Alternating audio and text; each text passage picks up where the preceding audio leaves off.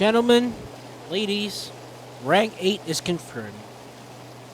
No, I will not talk about the $70 premiums because that's an entire thing and a half. And there are better people to talk about it than me, as I don't particularly buy premiums on release. I talisman top tier vehicles and maybe get some of them on sale if one is particularly compelling enough. But if you want to purchase tier 7 premiums for the full price tag for some reason, be it wanting a grinding vehicle for tier 8 or an SL printer, or an aircraft that's just particularly appealing to you, if the A6E tram is appealing to you, by all means, don't let me stop you. There are merits to having these aircraft, and I'm not going to clown on anyone for getting them full price.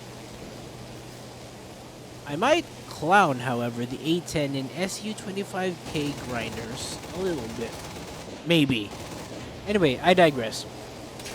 Rank 8, as stated by Gaijin, will include 4th generation jets and aircraft of comparable combat efficiency. Note the last part. It means we will get to see aircraft that aren't quite Generation 4 but have similar capabilities. We'll run down the possible new aircraft that we might get that are already on the horizon because of these new updates, and I'll explain why the minor nations are going to be happy about these developments. Let's begin. For the United States, the likeliest candidates are, of course, the F-16 and the A6E SWIP for the tech tree version of the Intruder. The A6E SWIP is the Systems Weapons Improvement Program that allowed the A6E to fire AGM-65 Mavericks, drop AGM-62 Walleyes, and use the AGM-88 arm. This aircraft will most likely have the AIM-9L for defense and also utilize the tram sensors to guide laser-guided bombs. In a different update, we might see the earliest F-18 Hornets, but, you know, come on, Gaijin, the F-111's waiting! And a long way down the line, we're to expect the F-15A. In the War Thunder timescale, that's maybe about a year, or 3 updates. And a bit longer than that, maybe 1.5 years after this, AMRAAMs might arrive, and we can see the F-20 Tiger Shark and the C variants of whatever we're getting soon, like the F-16C, F-18C, and F-15C. Maybe even the F-15E variant. Don't think I forgot the AV-8B Plus with AMRAAMs, because that's coming, and I expect an AV-8B Premium as well. Either the base AV-8B or the AV-8B Night Fighter variant. For Germany, I bet the F4F ICE will be ranked 8, as it does include AMRAAM capability, making it one of the few Generation 3 Plus aircraft at Tier 8. I won't be complaining, as the AMRAAM AIM-9L combo is pretty deadly and the F4 Phantom can still make it work, even if it's a bit less maneuverable than the coming aircraft. The next one is the very obvious Tornado IDS. Hearing AIM-9Ls and ground ordnance, the German Tornado might not quite be the ground attacker everyone expects. Although if suppression of enemy air defenses become a thing, the Marine Flieger IDS with the AGM-88 will be the bane of SPAA.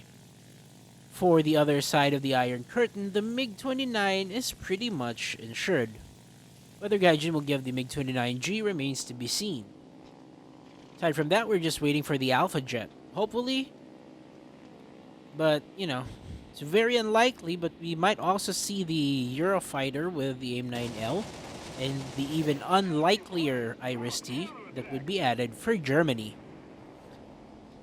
For the USSR, an unlikely aircraft known as the Yak-130 will be for the USSR tree, and the Aermacchi AEM-130 will be for the Italian tree. They can carry R-73 missiles and some bombs and rockets. Although, since Italy did not put the AEM-130 in service, it would most likely be a premium from any of its users like Bangladesh or Vietnam using the same armament as the USSR variant. Another one for the USSR would be the MiG-23 MLD Late or the MiG-2398. The former one being able to use the R-27 missile and the latter one the R-73 and R-77 along with the R-27. Then there's the MiG-29, naturally, and the Su-27 to match the F-15 when it drops. For the Su-25, there's the improved Su-25T or TM, now with Vickr capability. So If you think SU-25s are cancer now, wait until they can launch an ATGM from 10 kilometers out. There's also the SU-24 and SU-24M. Although the SU-24M seems to be the Tier 8 candidate as it uses R-73s, while the base SU-24 uses R-60Ms. The MiG-25 and the MiG-31 are also in the running, but we'll definitely see the MiG-25 first in some fashion. But the real question now is, will we see the VTOL Yak-141? That was a question posed to Oxy in the ground strike stream recently, and like his answer, we're both not sure, but it should be. It would be an interesting addition. For the British, there's the aforementioned Tornado GRs that can drop paveways, brimstones, and everything in between. The GR1 and the GR4 can go from the AIM-9L to the ASRAM respectively. The RAF also operated a DV variant under the designation F2 and F3 with the Skyflash, AIM-9L, ASRAM, and AMRAM. There's also the aforementioned SHARS, although the Sea Harrier FRS-1 seems to be more Tier 7 than Tier 8 aircraft. The Tier 8 SHAR would be the Sea Harrier FA-2 with AMRAM and AIM-9Ls. Like Germany, there could also be the pre-Tranche 2 Eurofighters, but unlike Germany, I don't think, or it's actually possible that Britain will get the ASRAM-equipped Eurofighter. So Japan will probably have to wait a year because, like I mentioned, a year we might have the F-15s. So they can wait for a year for that. But in the meantime, they can probably settle for a later variant F1 with the AIM-9L and the GCS-1 infrared guided bomb. Basically, the GCS-1 works like a Fox 1 paveway. It's to be dropped in an area enemy tanks are confirmed to be in, and the GCS-1's infrared seeker will guide the bomb throughout flight to the target without requiring any more input from the launching aircraft. It's interesting because when Gaijin added the JDAM for the F4EJ Kai, which it did not use, they also added the model for the GCS-1 but neglected to add any of them after they removed the JDAMs. Either way, once the Japanese get a later variant F4EJ Kai with AAM-3s and GCS-1 bombs, the way for the F-15J and its variants are clear. There's the F-15J with only AIM-9Ls and AIM-7Fs, then the F-15J Kai with the AAM-3 and AIM-7Fs, and finally the F-15DJ with the AAM-3 and AAM-4 missiles. If Gaijin models AESA radars in the intervening time period, we could also see the Mitsubishi F2 Viper Zero, but I wouldn't be expecting that anytime soon, and this is the real world timescale. It's anytime soon, maybe 2 years, 3 years.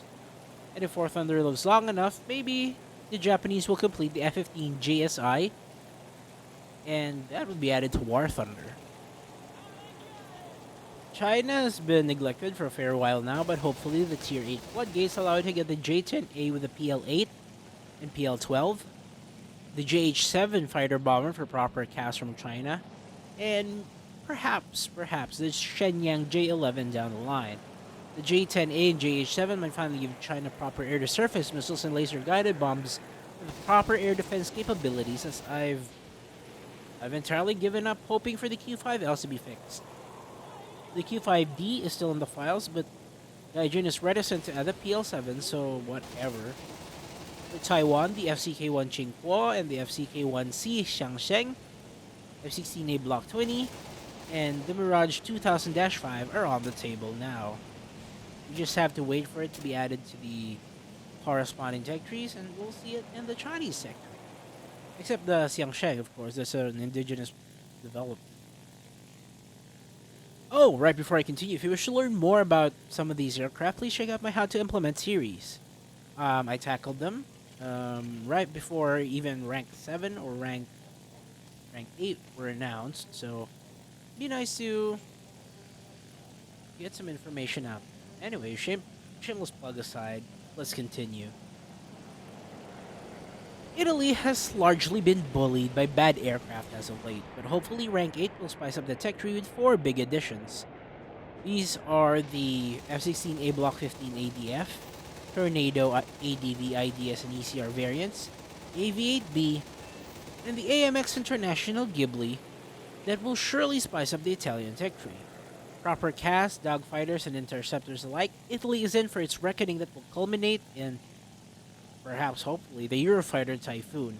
Italy has waited for this and will probably have to wait more, as they're most likely to spread out these additions across years for future proofing. The premium variant of the AMX has to be the Brazilian one with the MAA-1 Piranha missiles and two X-30mm cannons in lieu of the 20mm M61 gun. France.